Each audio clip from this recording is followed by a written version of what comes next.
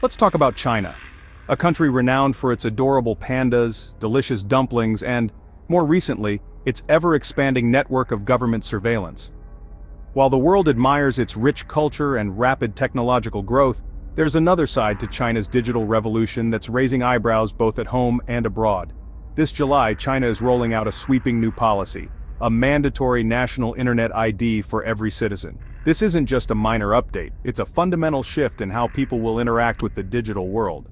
To do almost anything online, from shopping and chatting to posting on social media, every citizen will need a government-issued digital identity. No more anonymous browsing or hidden profiles. Your real name and identity will be tied to every click, comment, and upload.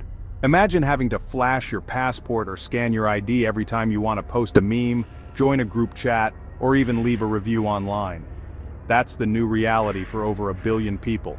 The government claims this sweeping change will revolutionize internet life for the entire nation, making it more secure and trustworthy. Officials say it'll help stamp out online fraud, cyberbullying, and other digital crimes, essentially creating a safer, more orderly web. Think of it as a digital neighborhood watch, but with the state as the ever-present guardian. The core idea is simple: tie every online action to a real person so people are more accountable and hopefully behave better online. But critics warn that this isn't just about safety, it's about unprecedented surveillance and control over the population's digital lives. Privacy advocates argue that this could erase online anonymity entirely, making it risky, even dangerous, to criticize the government, share dissenting opinions, or discuss sensitive topics. The trade-off is stark.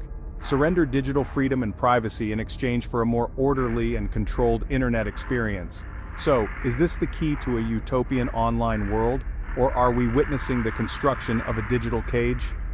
The answer isn't simple, but one thing is clear: the future of the internet in China, and perhaps beyond, may never be the same. Let's dive in. So, what is the National Internet ID? It's a question that's been on the minds of millions, both inside and outside China, as the country rolls out one of the most ambitious digital identity systems the world has ever seen.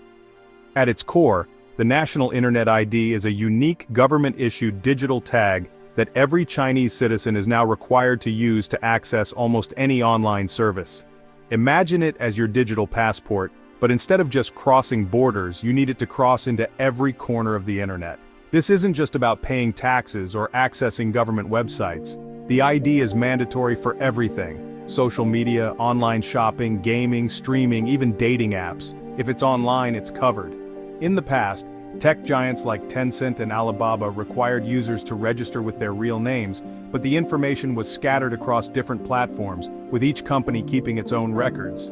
Now, all that data is being funneled into a single centralized system under direct state control. The government becomes the ultimate gatekeeper of your digital life. Think of it as one master key that not only unlocks every digital door, but also keeps a record of every room you enter, every conversation you have, and every transaction you make, reporting it all back to a single authority. The system is tiered for different levels of access. Reading the news might not require a login, but if you want to post, comment, buy something, or message someone, you'll need to authenticate, sometimes with your face, sometimes with your fingerprint, always with your ID. The more you interact online, the more the government wants to be absolutely sure it's really you behind the screen. Every click, every message, every purchase is another data point. This marks the end of online pseudonyms in China. No more hiding behind quirky usernames or anonymous avatars. For years, Chinese netizens relied on nicknames and aliases to discuss sensitive topics, share opinions, or just have fun without fear of being identified. That era is now over. Now your online identity is inseparable from your real-world identity. Every post, like, and comment is directly linked to your government-issued ID, creating a permanent, traceable record of your digital life. The era of Keyboard Warrior 69 is over. Now, you're just Liwei Apartment 4B with your real name and address attached to every online interaction. The internet is no longer a mask, it's a mirror. The buffer between online and offline life, it's gone. The line that once separated your digital persona from your real-world self has all but disappeared. Every digital move you make is now traceable, monitored, and stored. Your digital footprint is no longer just data. It's your identity, your history, your life. Welcome to the new normal in China. A world where the internet is no longer anonymous, and every click is watched. The age of the National Internet ID has arrived. The Chinese government isn't calling this a surveillance tool. Instead, they're presenting it as a bold step forward for national cybersecurity. At official press conferences and public events, leaders emphasize that this initiative is about protecting citizens and businesses from the growing threats of cybercrime, hacking, and online scams. They frame it as a necessary evolution for a digital society that's rapidly expanding and becoming more complex. Their main pitch is simple. If everyone is required to use their real identities online, the internet instantly becomes a safer place.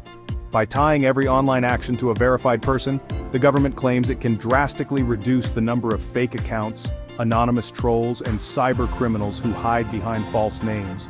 No more hiding for scammers, fraudsters, or trolls.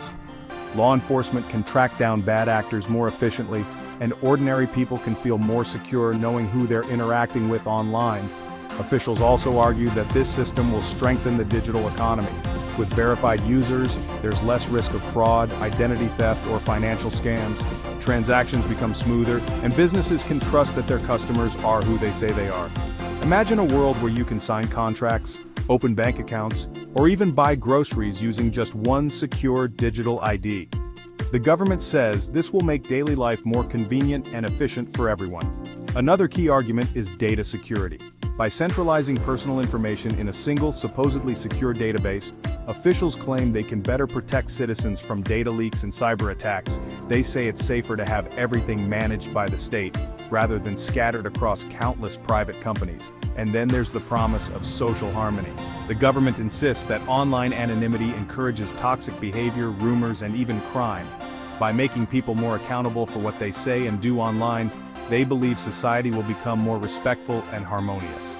The idea is that if your real name is attached to every comment, post, or message, you'll think twice before spreading hate or misinformation. It's a way to encourage civility and responsibility in the digital world.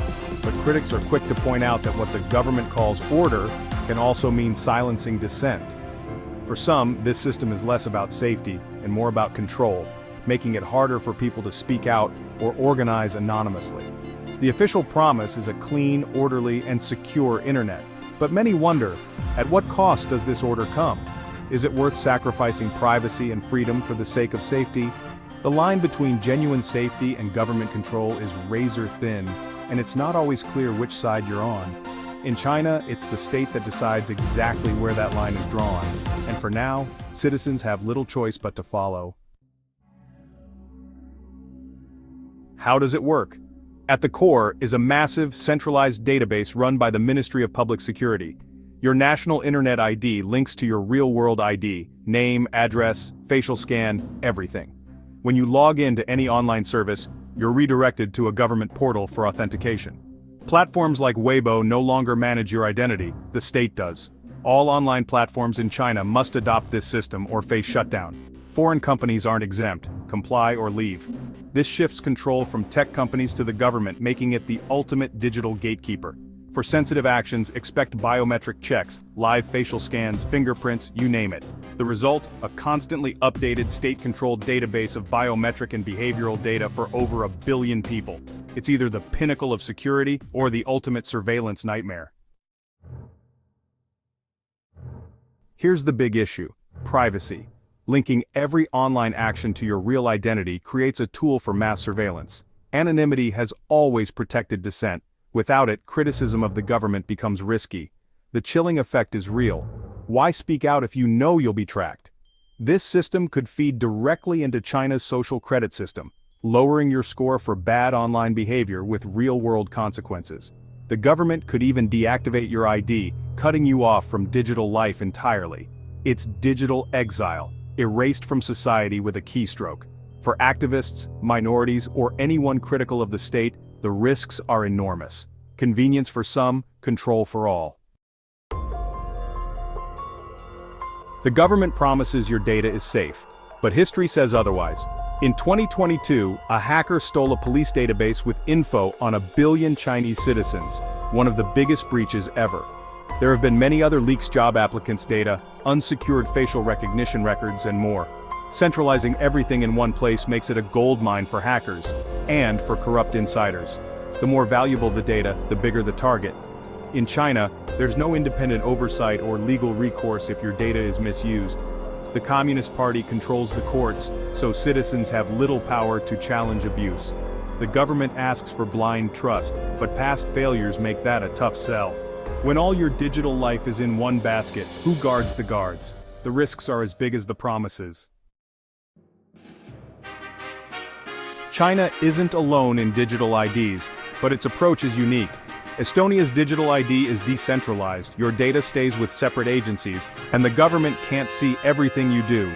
India's Aadhaar is centralized but plagued by leaks and legal battles over privacy.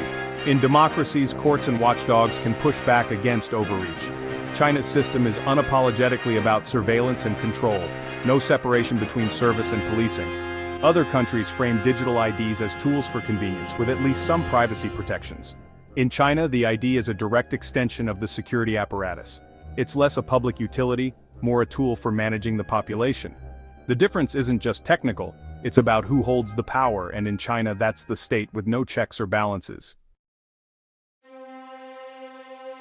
China's national internet ID is a classic trade-off freedom for security. The government promises a safe, orderly internet, no trolls, no scams, no chaos. For many, that's appealing. But the price is your anonymity and privacy. Every online move is tracked, every word tied to your real name. Trust in the state becomes mandatory, not optional.